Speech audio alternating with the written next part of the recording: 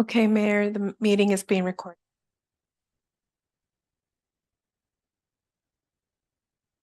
Good evening and welcome to the Monday, October 9th, 2023, 6 p.m. regular joint meeting of the Bell Garden City Council and Successor Agency to the Community Development Commission. The meeting will now come to order at 6:05 p.m. Members of the public may view and listen to the meeting live online through the city's website as noted on the agenda. If any of the members should have any conflict of interest, please announce any item you are recusing from due to conflict of interest prior to the item being heard. Tonight's invocation will be given by Pastor Leal.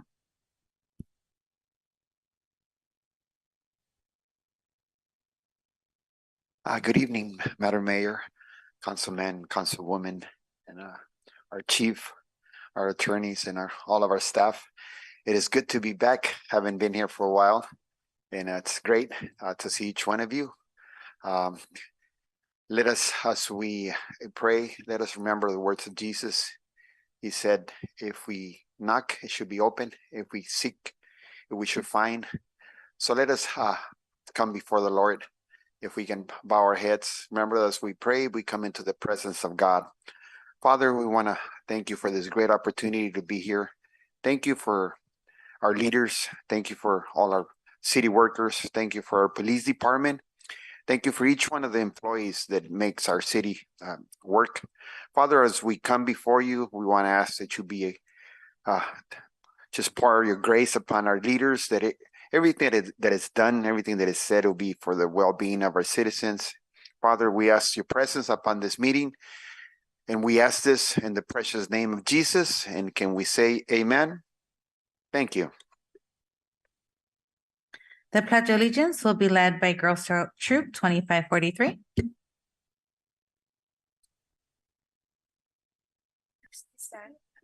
Please stand, face the flag, put your right hand over your heart, ready, begin. I pledge allegiance to the flag of the United States of America and to the republic for which it stands, one nation, under God, indivisible, with liberty and justice for all. You may now be seated.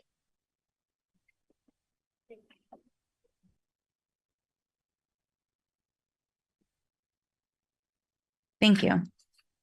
City Clerk, please call roll of the members of the City Council and Successor Agency. Yes, thank you, Mayor. Members of the Council and Successor Agency, Barcena. Present. Councilmember Gomez. Present. Councilmember Pulido. Mayor Pro Tem Chavez. Present. And Mayor Sanchez. Present. We will now begin with item number 1 on the agenda. At this time, I will open public hearing at 6:09 p.m. City Manager, will you please introduce this item? Thank you, Mayor Sanchez. This item is for ordinance number 937, an amendment to Bell Gardens Municipal Code to expand the definitions of automobile body shop and repair uses and add provisions for automobile storage. I'll turn it over to our Community Development Director, Gus Romo, to provide a presentation for the public hearing. Thank you, Mr. City Manager, Honorable Mayor, members of the City Council. Our City Planner, Mr. Stephen Jones, is going to be giving you the presentation today. I'd like to also, though, bring you to your attention, there was a letter received from some residents, which you were all given. And this letter has to do with concerns that the residents have over auto repair businesses impacting the residential streets. And this is one of the reasons this ordinance has come forward. So without anything more to say, I'll go ahead and turn it over to our City Planner, Mr. Stephen Jones. Thank you, Mr. Director. Good evening, Madam Mayor, honorable council members. As mentioned, the agenda item before you today is for your council to consider amendments to the zoning ordinance for automobile storage to ensure consistencies, thank you, between the city's guiding documents to regulate commercial development and potential economic vitality compatible with existing neighborhoods and the city's enhanced appearance. During this presentation, your council will hear the background that necessitates changes in the proposed changes in the ordinance, a summary of language to stimulate property values and local business economic vitality, recommended actions for the zoning ordinance revisions to foster orderly development and neighborhood improvements. So the background includes September 20th, 2023, your planning commission unanimously adopted a resolution recommending approval. Ordinance number 937 intends to provide a solution that would alleviate parking impacts from automobile service uses on residential streets. And currently all repair activity, including storage and vehicles awaiting repair, are required to be within enclosed buildings. And so as the letter today represents as well, the city receives complaints and code enforcement uses various tactics to connect with property owners that are using public streets, for example, to use the public right of way for queuing vehicles awaiting service, or using lots that are typically or traditionally vacant and underutilized to store their vehicles on sites that have no enclosed buildings for automobile repair facilities. And so the zoning code has established that all facilities, again, including storage for vehicles and vehicles awaiting service, be conducted or maintained within enclosed buildings. It presents a challenge to the property owners and to the business owners when there are multiple vehicles and site plans are deficient in showing the storage areas. And then the residents are also impacted because public right-of-way space is limited. There are safety concerns with cars and vehicles and inoperable vehicles using the public right of way for storage when there are ADA complaints and fire hydrant blockages, parking in the red. There's a lot of different impacts that happen and occur within existing neighborhoods where residential sites, residential uses are impacted, as well as other commercial uses. So zoning code revisions over the years have included provisions to authorize some outside storage, which is incidental to activities occurring within enclosed buildings. And still, when staff reviews business license applications, for example, we've taken that opportunity to include provisions in the business license approvals to stress and indicate that the public right of way is intended for all residents, and that outside storage, again, is prohibited in terms of queuing vehicles and vehicles awaiting service. So the same facilities that are overburdened, overspill into the streets, in many cases, the residents are feeling that impact, and it continues to increase that limit of street parking. Code enforcement, again, will make the citations and send the applicants and developers and business owners into the city where we would encounter them at the planning counter. And facilities that are approved typically will show an area for storage, but those areas, again, often experience shortfall because of the amount of vehicles and the queuing that's necessary for folks to continue business.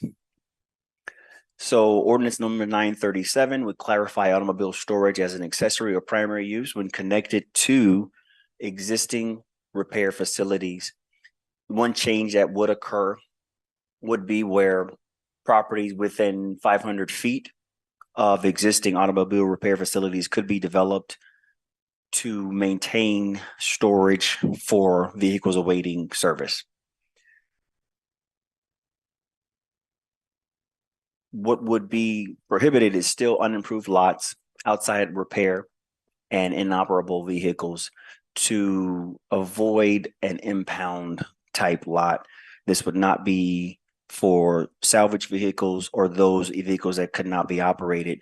An operator could still store vehicles within an enclosed building, but not outside. And then an example of a potential automobile storage site would include all the development standards that are already required for parking lots. For example, there needs to be access from the street, from a public right of way. There would also need to be an enclosed area completely by a solid wall and then also a gate and fence. Landscaping would be required, and parking spaces would need to be marked in accordance with the current standards for striping. The proposed ordinance amendment would be consistent with the general plan. Again, and that would be to propose or promote compatible commercial development to foster economic vitality and also the revitalization of commercial areas. And the Planning Commission, again, did unanimously vote to recommend approval. Ordinance number 937 will mitigate impacts of residential streets by providing optional off-site parking facilities that met certain development standards. And the Planning Commission would also be looking at individual new projects in a discretionary capacity. So staff and the Planning Commission recommend approval. And I'm available for any questions. And Mayor and City Council, I just want to clarify that this ordinance is not the all-catch panacea. You know, it's not the cure-all. It's a solution, it's an option, something to help out automobile repair uses have an option to be able to park overflow vehicles on a lot on its own, because currently the code does not allow that. It has to be on your own property. So I just want to make that very clear. And I do notice that on some of the options that residents have asked for, like resident permit parking is one of them, that is another solution. So again, just keep in mind, this is one solution. We will now move to council member questions or comments. Does any member of the council have any questions or comments?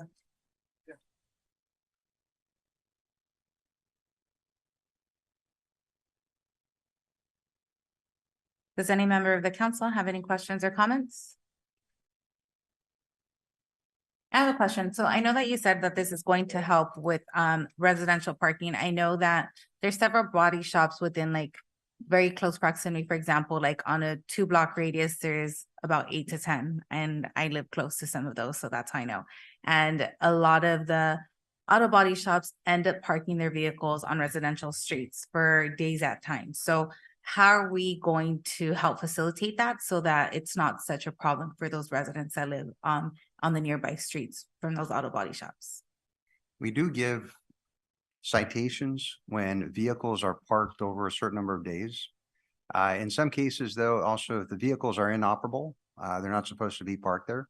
However, if they're operable vehicles, regardless of whether they belong to the auto repair or to a resident, it's a public street, so it is allowed.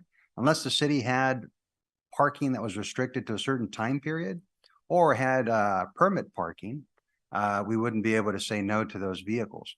However, the spirit and intent of the auto repair use is to keep their own vehicles on site. And we can do that through conditions of approval when a new use comes in. The problem is a lot of these uses have been there for many years. So some might not have a conditional use permit. Others might, but maybe the conditions aren't specified that they shouldn't be parking their vehicles out in the residential streets. And that's why I say this is one solution to be able to help out those businesses, but not the cure-all. And for the permit parkings, let's say for that residential block, they're able to request a permit parking if the entire block agrees, and then that block alone could have permit parking. Is that correct? That's correct. That's something our city manager brought up to us about 3 years ago. Has it been, sir? I think when that was first adopted, right? Yes, there's a process that goes through the Public Works Department for a residential parking permit program. It's just to be fair, I think it can be difficult to achieve. I think we received a letter with some complaints specifically related to some automotive shops on a specific street. So I'll also share that with our Public Works Director so he can take a look to see if this is a street that would be a practical solution for. If it is, then we'll reach out and let them know, hey, here's what the process would be. It may or may not be a practical solution. It just depends on the qualifications of that particular street. If that's not the case, we'll work again back with community development to talk with the businesses about what the requirements are with their existing CUPs. I think generally speaking, as Gus has mentioned, it's there's an ongoing effort when it comes to this parking scenario here or situation. So we'll go through the letter that was sent. I think it mentioned a parking garage, also mentioned we've done some work on that part as well, as far as trying to identify other parking lots or parking spaces that residents could use during other times of the day, and that hasn't been very fruitful. So we'll look again to see, but I think what we may come back down to ultimately would need to be compliance on the part of the auto shops. When it gets down to it, I think that's really the only solution, barring their ability to get this permit for that street. So I think you may have answered part of my question, but my question is, okay, so if this passes and we will now be allowing them to park vehicles that they are servicing in other lots, where are these other lots? They have to actually identify a lot, and we have to look at the location or criteria. As our city planner was saying, it has to be within 500 feet of the location.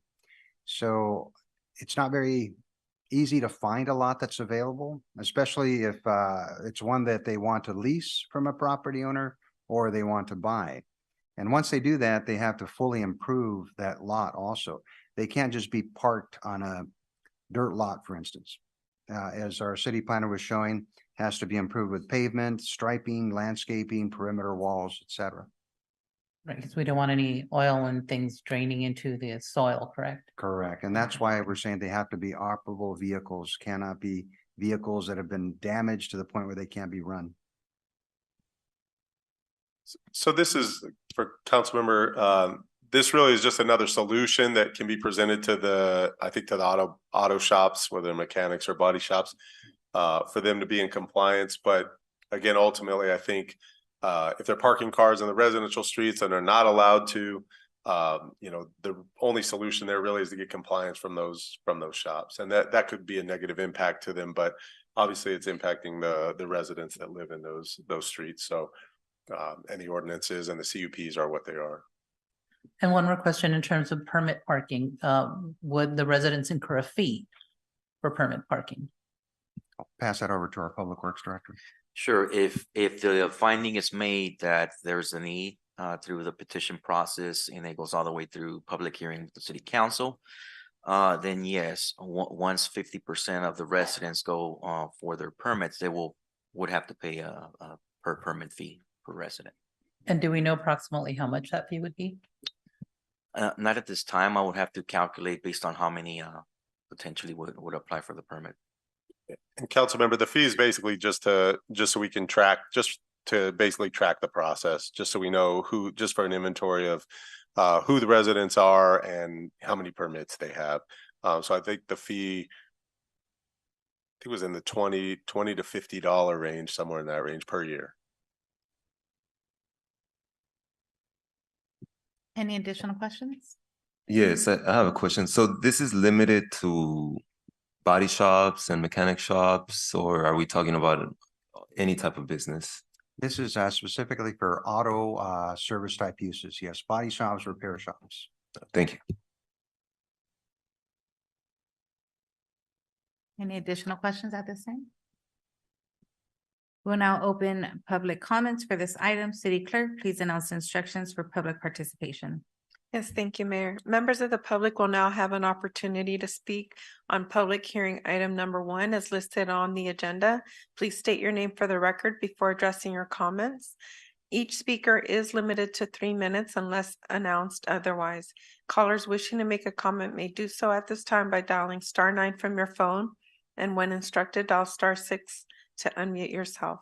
Individuals joining us through Zoom may request to make a comment by using the raise hand feature and select the unmute or microphone icon when instructed.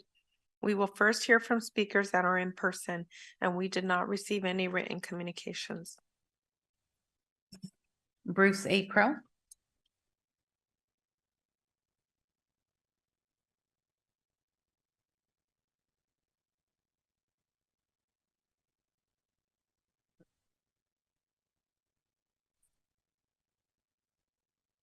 Yes, it's not a cure-all, that's for sure.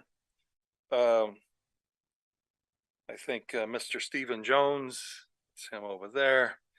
He has been working on this diligently. I think he's making a good faith effort.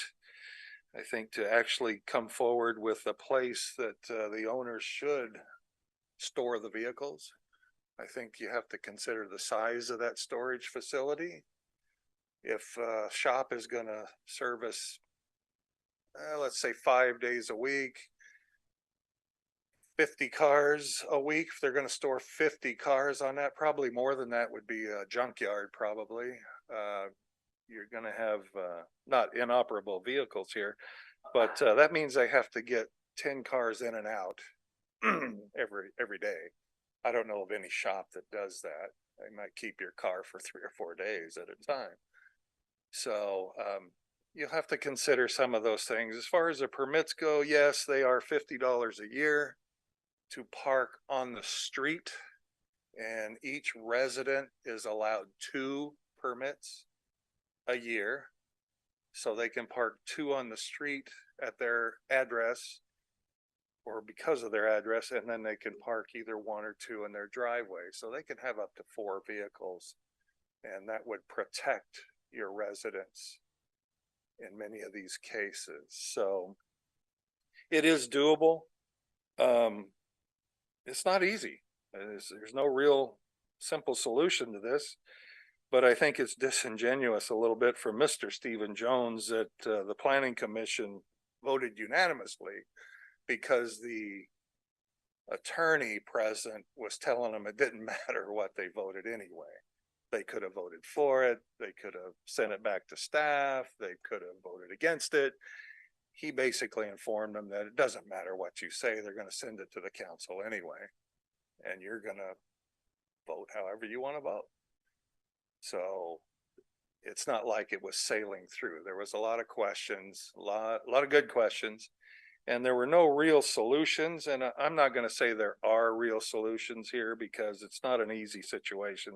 Mr. Romo was kind of indicating that, but I think it needs to be to where you protect your residents and their parking on the street. You are allowed up to 2 permits. That's what we do over in Downey in certain situations, but you don't come back later and start handing out guest passes. You protect your residents. You don't let the other guest passes be able to come and park 6 months later after you've instituted a plan. Thank you. Are there any virtual speakers, City Clerk? No, we do not have any raising their hand virtually. If there's no objection by the members of the City Council Successor Agency, I will close public participation for this public hearing item. If there's no further council member questions or comments, I will now close public participation, public hearing at 6:28 PM. I make a motion to waive the full reading and introduction of ordinance number 937 and find the proposed ordinance exempt from the provision of CEQA guidelines, section 15061. May I have a second? A second. Motion made by Mayor Sanchez, second by Councilwoman Pulido. City Clerk, please conduct a roll call. Yes, thank you, Mayor. Councilmember Barsina, Yes. Councilmember Gomez, Yes. Councilmember Pulido, Yes. Mayor Pro Tem Chavez. Yes. And Mayor Sanchez. Yes. We will now move to public participation for items not listed on the agenda. Public participation is now open. City Clerk, please announce the instructions for public participation. Thank you, Mayor. The members of the public will now have an opportunity to speak on items not listed on the agenda. Please state your name for the record before addressing your comments to the members of the City Council and Successor Agency. Each speaker is limited to 3 minutes. Callers wishing to make a comment may do so at this time by dialing *9 from your phone, and when instructed, dial *6 to unmute yourself. Individuals joining us through the Zoom app may request to make a comment by using the raise hand feature and select unmute or the microphone icon when instructed. We will begin to hear from members of the public that are physically present in the council chamber, and we did not receive any written communication.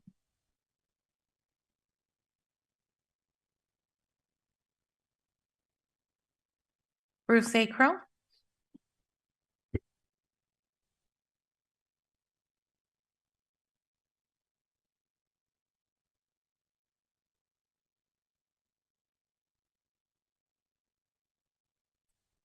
All right, and as the words of Pauly Shore, I'm back. I just want to reiterate a situation that I think the council needs to kind of change course and change their heart and observe the rule of law whenever possible instead of lawlessness, godlessness.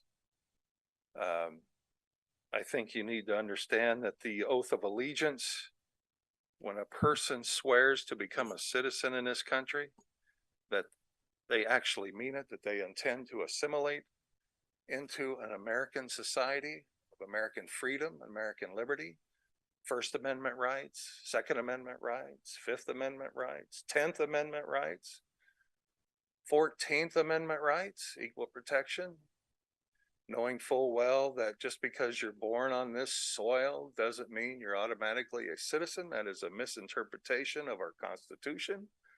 That is a European monarch's rule. When you were born on the soil in the monarch's land, you became part of his or her property. That's where that came from. That was instituted in the mid-70s. The 14th Amendment was for Black slaves to become citizens that were freed, and that's the context of it. We agreed that they were not property, that they were indeed genuine human beings and deserved to be citizens of this country. That's what the 14th Amendment is about. But the oath of allegiance, I think you need to understand. I'm going to read it here real quick. When a person takes this oath, this is what they're saying. I do solemnly swear that I absolutely and entirely renounce and abjure all allegiance and fidelity to any foreign prince or potentate, state, or sovereignty of whom or which I have heretofore been a subject or citizen. So when you come here and make that commitment, you are not bringing your garbage with you. You're getting a clean slate and a fair shot at the American way of life. And some of you hate that. You want to see it destroyed. And you want to skirt the rules and the laws at every turn. Shame on you. You should turn around and have a different change of mind and a change of heart. You come here to be an American, you assimilate. You learn English, the de facto official language of this country. And when you do that and things of that nature, you are welcome. You are welcome if you come legally. Illegally, they can't expect people like you to protect them. Thank you.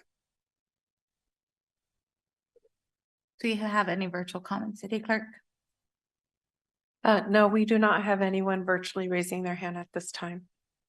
If there's no objection by the members, I will now close public participation. Public participation is now open for items listed on the City Council Successor Agency Joint Agenda. City Clerk, please announce the instructions for public participation.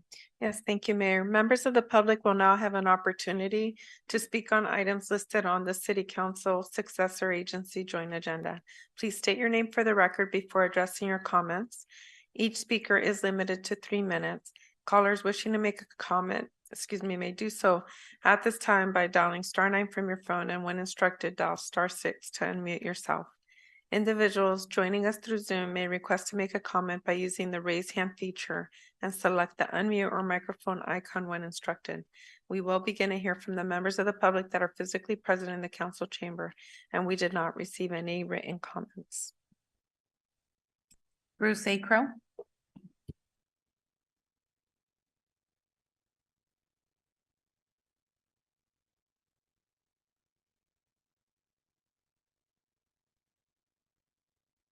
Just quickly, number 11, the acceptance of ABC grant funding.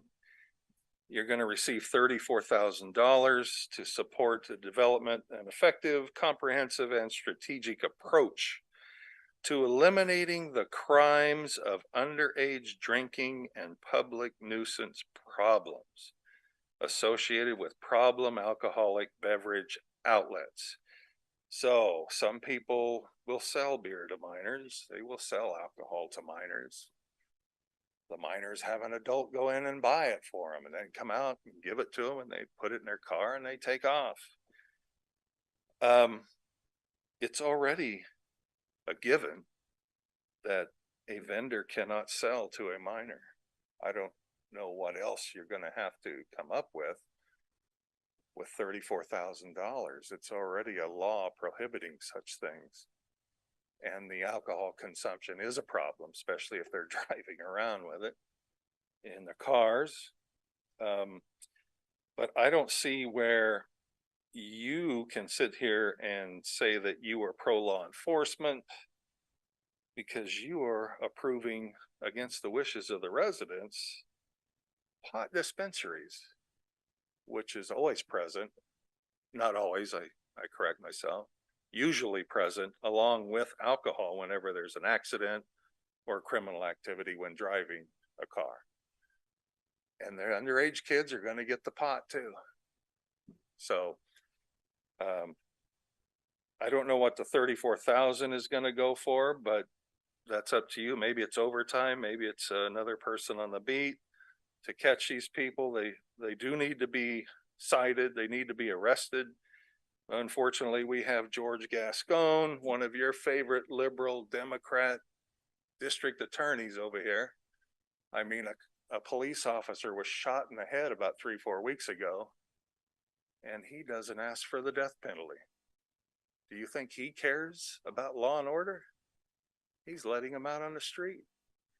We have a president that's letting people come through our southern border and just flooding the streets with fentanyl, not having one concern about it at all. And you will support that. You will support that, just like you do today. You absolutely do, at every turn. If you want to not support it and start standing up, tell them to build that wall and stop this flow of all these illegal aliens coming into this country. And you need to stop protecting them. Thank you. Do we have any virtual comments, City Clerk? No, we don't have anyone virtually raising their hands. If there's no objection by the members, I will now close public participation. City Manager, will you please give your report? Yes, thank you, Mayor Sanchez. Just want to mention a couple items that are on the consent calendar, just briefly. They're pretty varied items. Sometimes our consent calendar has several items that are community development related or technology related or budget related. In this case, they're just very varied and I think are a good example of all the different things that are going on in the city of Bell Gardens. We have an item for soil cleanup for our affordable housing project that's being worked on at the former at the Shoal Street site where there was soil contamination. We've got an amendment for the marketplace retail facility where Food for Less is. Helps to keep the retail viability of the city going strong, place for people to buy food and to shop, and also helps protect our sales tax base. We've got an item for sustainable transportation planning, grant funding for alcohol beverage control compliance that's used for things like DUI checkpoints, and also compliance with tobacco initiatives and things like that. We've got 7 feet of red curb in an effort to provide a safe line of sight for vehicles traveling in and out of a property while at the same time not impacting residents. That's why it's very specific to 7 feet. And the last item, a grant for transit data reporting. So pretty varied amount of items on the consent calendar. Also, I'd just like to thank the staff from all the departments, the council, the residents, runners from other cities, walkers from other cities for the annual 5K run walk and art expo that happened two Saturdays ago. Also want to thank the art vendors. We had a significant number of art vendors. A podcast was out there. We had, I think, looked like unofficially 65-70% of the participants in the run were Bell Gardens residents. So I think that's something positive. So thanks everybody for all the participation, all the work and energy and effort that went into putting it together, marketing, promoting it, participating in it, and making it a success. Also just note last week, the police department had their coffee with a cop. We had cooling centers open for 3 days last week as the temperatures were up and around the 95-degree range. We have 2 cooling centers that are regularly open now when the temps are up over around 91, 92 degrees. Also want to mention this Thursday at Veterans Park is a Red Cross blood drive from 10 to 4. So if you're interested in donating blood, the easiest way I think is to go to Bell Gardens calendar and click on this Thursday, and there's a link there. It's through the American Red Cross. Also like to mention next week on October 17th and 18th are our monthly rent stabilization workshops. So the one on the 17th is for owners. The one on the 18th is for tenants. Both of those are here at City Hall. And last 2 items that I just want to mention, on October 20th, we have a special Halloween movie night at Veterans Park. It's at 6:30 to 9:15. So it's not this Friday, but it's next Friday, October 20th. So that should get everybody geared up for the big Halloween event that will happen on the 31st. And the last thing I will mention is every Friday we have our resident art and yard sale at Veterans Park. And also we have our regularly scheduled Saturday and Sunday yard sale weekends. That's on October 21st and October 22nd. So for anybody that hasn't taken their stuff over to Veterans Park and signed up to sell it there, they have an opportunity in any residential neighborhood to have their yard sale on that weekend. So with that, I'll turn it back over to you, Mayor. Thank you. We'll now move to consent calendar. Does any member of the council, successor agency wish to put an item for separate discussion? Hearing none, I will now call for a motion to approve items 2 through 13 of the consent calendar. May I have a motion? I'll move. Can I get a second? A second. We have a motion by Councilmember Barsina and a second by Councilmember Gomez. City Clerk, please conduct a roll call vote. Yes, thank you, Mayor. Members of the council and successor agency, Barsina, Yes. Councilmember Gomez, Yes. Councilmember Pulido, Yes. Mayor Pro Tem Chavez, Yes. and Mayor Sanchez. Yes. City Manager, will you please announce discussion item 14? Thanks again, Mayor Sanchez. This item is a local commission's appointment list. It's staff's recommendation that the city council at this time review the commission's appointment list by motion, either remove commissioners and or make appointments to the posted vacancies as necessary. Thank you, Mayor. Does any member of the council wish to make any changes? Yes. I'd like to move to appoint Raul Velasco to the Traffic and Safety Commission. May I get a second? I'll second. We have a motion by Councilmember Gomez and a second by Councilmember Barsina. City Clerk, please conduct a roll call vote. Yes, thank you. Councilmember Barsina, Yes. Councilmember Gomez, Yes. Councilmember Pulido, Mayor Pro Tem Chavez, and Mayor Sanchez. Yes. Do we have any additional changes to the local commission appointment list? I would like to remove Tony Rivera from the Planning Commission. I'll second that. We have a motion by Councilmember Pulido, second by Mayor Sanchez. City Clerk, please conduct a roll call vote. Yes, thank you. Councilmember Barsina, Yes. Councilmember Gomez, Yes. Councilmember Pulido, Mayor Pro Tem Chavez, Yes. and Mayor Sanchez. Yes. Any additional changes to the local commission appointment list? Okay, we'll go ahead and move on. City Manager, will you please announce discussion item 15? Yes, thanks again, Mayor Sanchez. This item is an updated inventory for the vacant and or abandoned property to show vacant lease space and partially vacant property that's over 5,000 square feet. So this is an item that was directed by the council at the last meeting to bring some additional information for the council to then provide further direction regarding this issue. So with that, I'll turn over to our Community Development Director, Gus Romo, for a presentation. Thank you, Mayor. Thank you, Mr. City Manager. Mayor, members of the City Council. As our city manager was stating, at the last meeting, this item was brought before you. It was continued from the prior meeting to do an inventory of all vacant land, buildings in the city.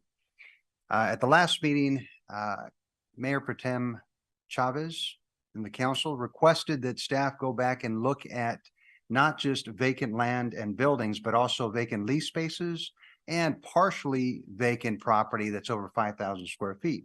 So we went ahead and conducted that inventory. So to summarize, what we're looking for here are two options. The city council may take one or the other or both. The fee registration program can be done through adoption of a rental, I'm always thinking rental. Adoption of a vacant property registration ordinance. So if the council were to give us direction tonight, we would go ahead and start working on such an ordinance and bring it back to you for adoption. That fee registration ordinance would allow us to track and monitor all vacant properties throughout the city, make sure that they're kept well, they're maintained, but also that people don't keep their properties vacant for too long. So we would identify a time period. There'd be an annual fee.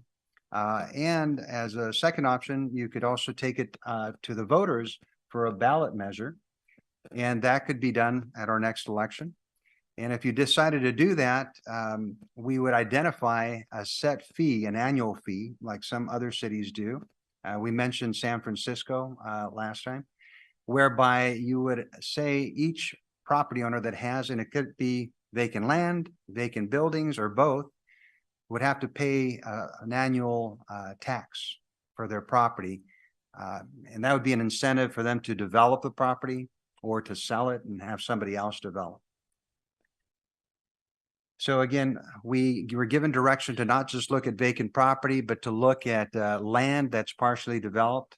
You have in some cases where a property might be developed and they would leave a portion of their land as a second phase. Let's say they didn't want to develop it all at once.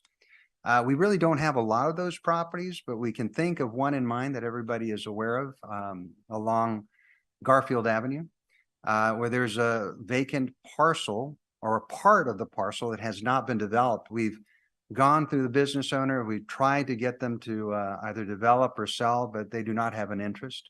And sometimes we do find that there's a tax incentive for some property owners to keep their land vacant or also to keep their lease spaces vacant. It might be a tax deduction and so forth. Whatever the reason is, it's not good for the city overall. And so here's an example of a property that might be developed in the rear, but when you look at all that front area, there's more underutilized land. And in the report, we identified in the inventory underutilized, because that's exactly what we're trying to say, is that the property is not being developed to its full potential. And so the inventory came up with 42 properties. When we were looking at just vacant land and buildings, we had about 10 to 12 properties. So now adding the vacant lease spaces and the partially undeveloped land, there's a total of 42 at this time. Now, when you look at the full picture, of course, Bell Gardens being as large as it is, 42 properties is really not a lot. However, those properties, when you're looking at potential housing developments and other commercial businesses that could come in, bring you some sales tax and so forth, they do count for quite a bit. And again, it all depends on the size of the properties. An ordinance like this would not cost much. Staff would be the one to prepare it. And of course, there would be we'd have to come back with a fee for you, and that would be based on a nexus study that would be done. But we could get existing consultants that we have already working on other fees to help us with it.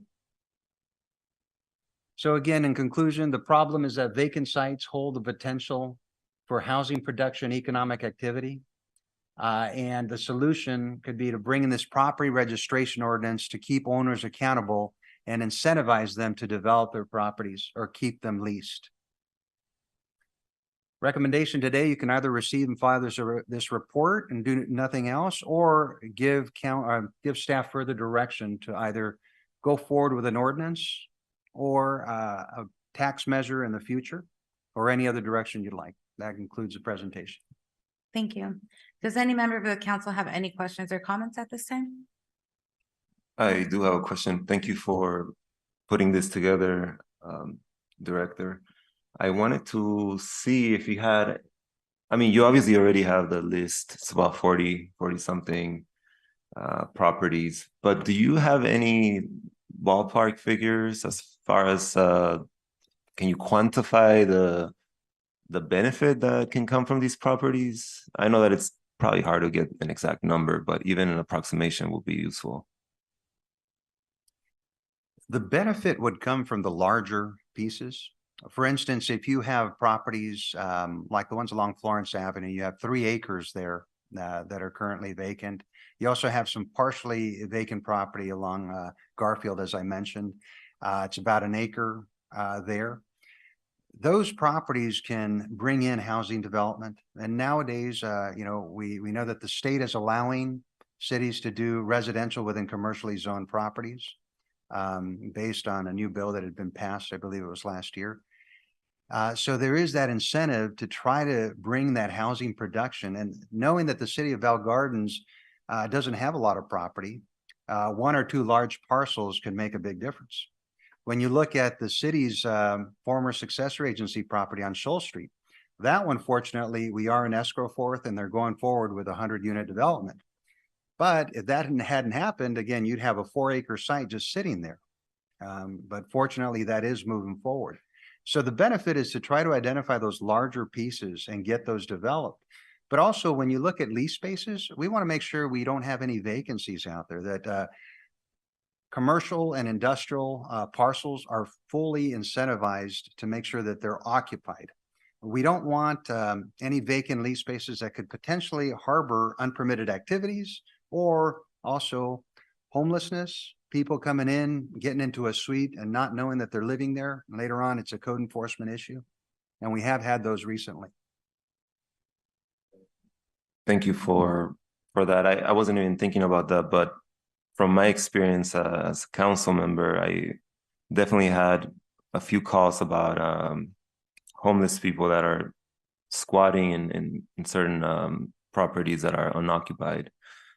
So it is an actual real world concern in my opinion, but thank you for that. Gus, in lieu of, depending on council's direction, but if there's not direction for an ordinance or a voter approved measure, is there any reason that staff couldn't reach out to the property owners, let's say I think there were about 12 or 15 underutilized that could hold residential, I think they were the second group there, that we can reach out to the property owners just maybe with an informative sheet that just lets them understand what they could actually do with the property. Maybe some of it's held by legacy owners that got the property from their parents or something, and are like, oh, it's only a 6,000 square foot property, I can't really do anything with it. And they might not realize that there's actual viable uses, that they're not aware of. Maybe they live up in Palmdale or Lancaster and everything's over 7,000 or 8,000 square feet. Is there any reason we can't do that? Not at all, sir. In fact, we do track and monitor. I would say at least twice a year, we go out to these property owners. We also keep a list of all vacant lease spaces that gets developed once a month. And that's also helpful when we go to conferences like the ICSC. We're able to tell businesses, look, we have these vacant lease spaces, we have this vacant property. So that is something that we do anyways. You are correct. The ordinance itself would just incentivize by putting in a fee for property owners to say, wow, now I'm paying, so I better do something with it. Are there any additional questions or comments? At this time, I'm gonna make a motion to receive and file this report and take no further action. Can I get a second? I'll second. Motion by Mayor Sanchez, second by Councilmember Pulido. City Clerk, please conduct a roll call vote. Yes, thank you, Mayor. Councilmember Barcena, Yes. Councilmember Gomez, Yes. Councilmember Pulido, Yes. Mayor Pro Tem Chavez. Yes. And Mayor Sanchez. Yes. We will now move to member comments, starting with Councilmember Barcena. Thank you, Madam Mayor. I'm reaching for my notes. Still not used to being the first one to talk. I want to thank our director for all the help with the art and yard sale at the park and staff that's out there taking care of that program. It's really exciting to go out there and see residents setting up their their booths and their tents, and not only getting rid of the things that they don't need, but really creating a sense of community, talking to each other, basically being neighbors. You hardly see that anymore unless you're at the park or something. And I'm just really happy that the program is working. I believe this last Friday was the first time that I saw the whole corner full of people. So that was really cool. So thank you for making it happen. I know there's a lot of work in the Recreation and Community Services Department, and I appreciate all that. So thank you. I did want to say though, there was, not to like, throw something negative on here, but there was somebody out there trying to pay with fake money. So just FYI, and I think they have a picture of the person, but anyway, we can talk about that later. But man, it wasn't, no, it wasn't me. It wasn't me. No, I barely have real money. I don't know about fake money. So thank you for that. And today it is Indigenous Peoples Day, and I was wondering, I know that we've had an ordinance in the past. Did we already have that come to the council? Are we planning on? I think, Daisy, I think we did research to look to see if we'd had something come to the council before, and I think the answer was we had not. I think we've talked about it and acknowledged it, Okay. But not sure that we brought something before. Cool. Well, hopefully we can get that back. I feel like it's important just to acknowledge our Indigenous population. I know that there are some people out there that may want to think that they're the ones that discovered the continent, but unfortunately for them, this was already populated and people were having their own lives here already. And I think it's always important to acknowledge that. So Indigenous Peoples Day is very important to me. I hope that we can get a resolution back on the council. And for all of the Indigenous people that are out there, I see you, I appreciate you. And I think it's important for us to remember that this is your land, that this is your home, and that, and that we support you. Well, I support you here in the council, and I'm sure a lot of my colleagues also do. So that's all. Thank you, City Manager. Thank you, Council, for being here in this meeting, and all the directors and all city staff. Thank you, Chief, for earlier today. I appreciate that. And that's all. Thanks.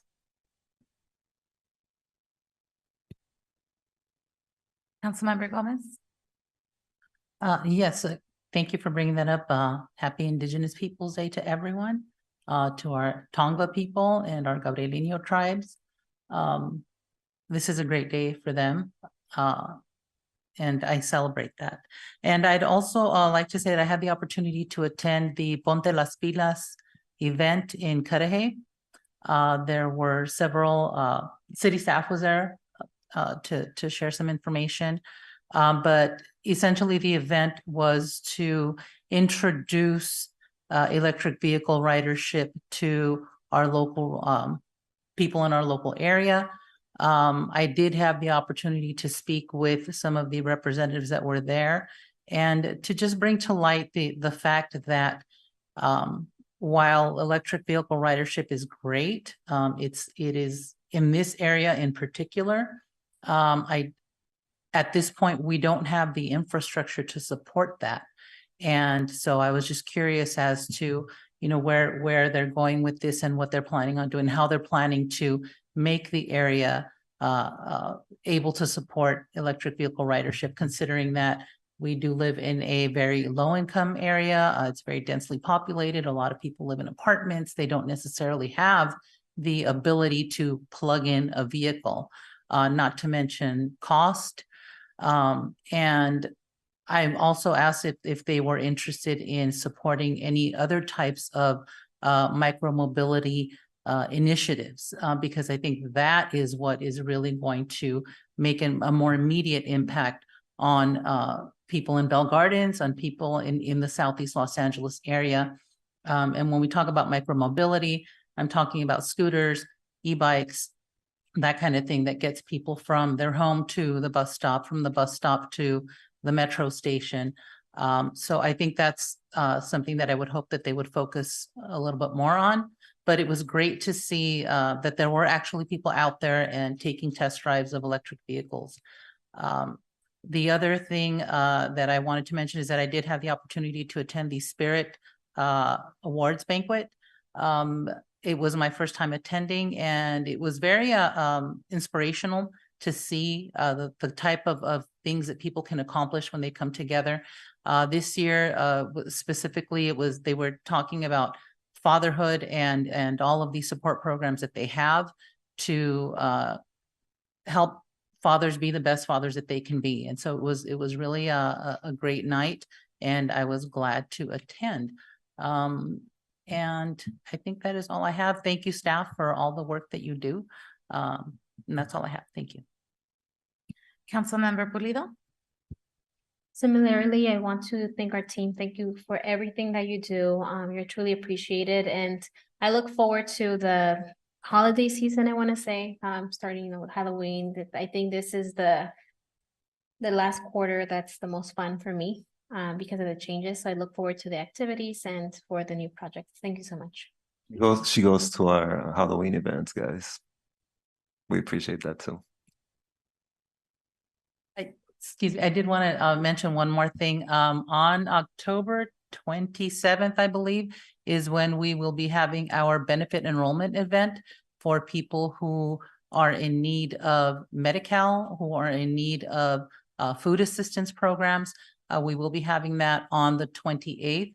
I have also asked for staff to reach out to Free Tax Prep LA to help people with the child tax credit.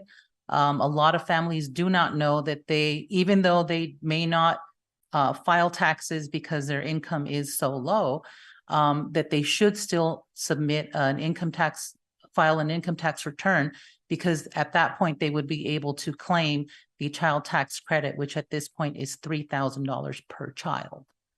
So I'm hoping to have Free Tax Prep LA out there. And if for some reason anyone cannot make it to the event, please reach out to freetaxprepla.com so that they can get help with filing that tax return so that they can claim their child tax credit for each of their eligible children. Thank you. Mayor Pro Tem Chavez? Just want to keep it brief. Thank you, everybody on the team for doing an amazing job. Excited to see Halloween coming up. That's always a great time. I'll be putting forward the annual Halloween decorating contest for the community. Looking forward to maybe in the future collaborating with the city, and possibly we could have a December holidays decoration contest. I would do it myself, but I just don't have capacity, and there's a lot more people that decorate their homes for the December holidays. So with that said, maybe it's going to be a project that we work on this year. I remember when I was a commissioner here back in 2013, I think I was like 16 years old, serving on the Rec and Recreation Community Services Commission and Youth Commission. And we used to do the round trip of the city and start judging homes. That was a great experience. I don't think we do that anymore here in the city. So maybe in the future we can collaborate. Maybe we could do it this year if possible, and if not, always next year. But ultimately, thank you again, everybody on the team, for doing an incredible job. Appreciate every single one of you. Thank you. Thank you. I just want to echo a lot of what my colleagues said, especially regarding the 5K and Art Expo. I think it's a great event to see the community come out. I know that one of the local priests here at the church too did participate. He won a medal, and he was really excited to share that with everybody. So Father Fupa, good job on that.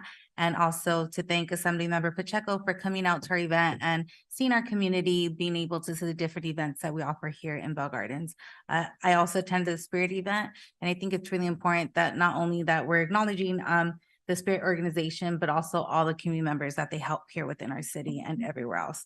Thanks again, staff, for everything that you guys do. And I too am looking forward to the holiday season. If there's no objections by the members, I will now adjourn the City Council Successor Joint Meeting at 7:04 p.m.